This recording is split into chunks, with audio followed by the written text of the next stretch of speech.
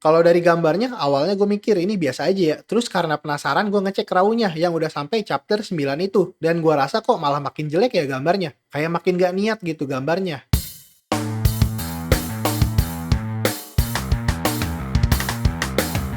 Cerita bermula dari Rio Mihara, pemuda yang mati ketabrak truk, lalu dia ditawarkan untuk bereinkarnasi oleh seorang malaikat yang dinamain Michael oleh Rio. Rio berpikir kalau dia bisa menikmati kehidupan yang santai di dunia barunya, lalu Rio pun menerima tawaran untuk bereinkarnasi. Michael menjelaskan dunia yang akan Rio tempati nanti bernama Pi, dan di situ tentu saja ada sihir. Michael memberitahu Rio bahwa bakatnya dia adalah sihir air, dan itu tidak akan bisa berubah. Michael menjelaskan terdapat beberapa atribut sihir di dunia itu, dan walaupun ada kemungkinan untuk belajar atribut sihir lain, tapi dia merekomendasikan agar Rio fokus mengasah sihir airnya saja. Rio memberitahu Michael bahwa dia hanya ingin hidup dengan santai di tempat yang tidak didatangi orang-orang. Lalu Michael pun akan mereinkarnasi Rio ke hutan Rondo dan menyiapkannya rumah serta makanan untuk 2 bulan. Rio terbangun di dalam rumah. Di dalam rumah itu terdapat kamar mandi dan buku-buku ensiklopedia, tanaman, dan monster yang ada di dunia itu. Rio keluar rumah dan sadar dia sekarang sudah berada di dunia lain. Di tempat lain, Michael yang sedang melihat data Rio baru sadar kalau ada sesuatu yang tersembunyi dari Rio. Michael pun melihat itu, dan dia juga baru sadar kalau ternyata Rio memiliki kemudahan yang abadi. Nah, itu chapter 1 dari Water Magician, atau yang dalam judul Jepangnya Mizuzokusei no Mahou Tsukai. Komik ini emang komik baru, tapi nggak baru banget juga sih. Soalnya pas gue buat video ini, di Jepangnya udah ada sampai chapter 9. Manga ini awalnya juga ada LN dan WN-nya juga ya. Sekarang gue akan kasih impresi gue dari baca chapter satunya.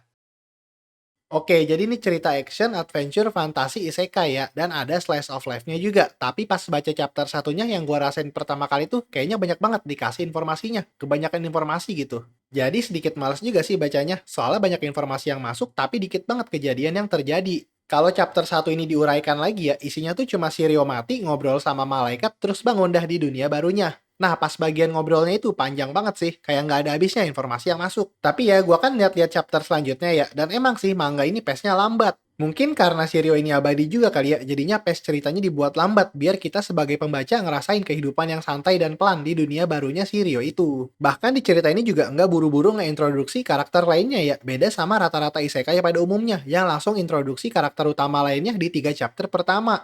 Gue sebenarnya udah baca 2 chapter, dan gue belum bisa nentuin ya bagus atau enggaknya. Bahkan gue tertarik apa enggaknya juga gue sendiri masih belum tahu, soalnya emang masih belum ada kejadian yang menarik gitu. Terus Shiryo ini kan emang maunya dia cuma hidup santai, tenang, pelan-pelan gitu. Jadi nggak bisa diharapin juga ya dia bakal ngelakuin sesuatu yang serius di chapter awal-awal. Emang sih ini tuh slice of life, dan slice of life itu kan berarti nyeritain kejadian sehari-hari aja ya, tapi kan bukan berarti slice of life itu nggak ada drama atau kejadian menarik lainnya. Nah, di cerita ini tuh masih belum kelihatan menariknya gitu. Kalau gue sih ya gue tetep ya paling akan cek terus sampai seenggaknya 5 chapter lah. Di chapter satu ini yang di halaman 2-nya kan dikasih lihat visual dari karakter-karakter lainnya ya. Dan lumayan banyak juga sih karakternya. Jadi gue penasaran juga soalnya sama karakter lainnya. Tapi ngelihat dari pace ceritanya kayaknya semuanya nggak bakal muncul sih di 10 chapter pertama. Kayaknya impresi gue dari manga ini banyak negatifnya ya, tapi gue nggak mau bilang dulu kalau gue nggak tertarik atau manga ini jelek, karena ya ini masih chapter satu. Tapi gue berharap sih ke depannya lebih menarik lagi ya. Mungkin karena gue kebanyakan baca manga isekai juga kali ya, jadinya lebih susah buat gue untuk mencari sesuatu yang baru di cerita isekai.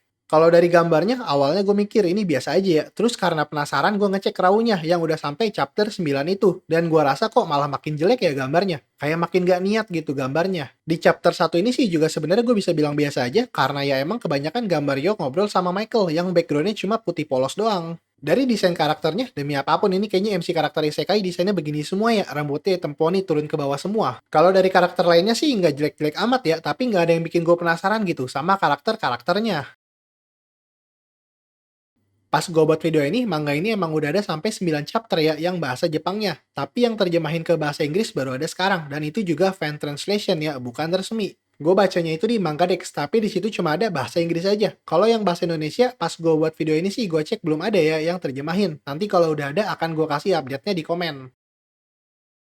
Segitu aja first read dari gue untuk komik Water Magician atau Mizuzokusei no Mahou Tsukai. Oke, terima kasih udah mau nonton. Kalau suka videonya bisa di like dan subscribe. Kalau nggak suka bisa di dislike. Sampai jumpa di video berikutnya. Bye-bye!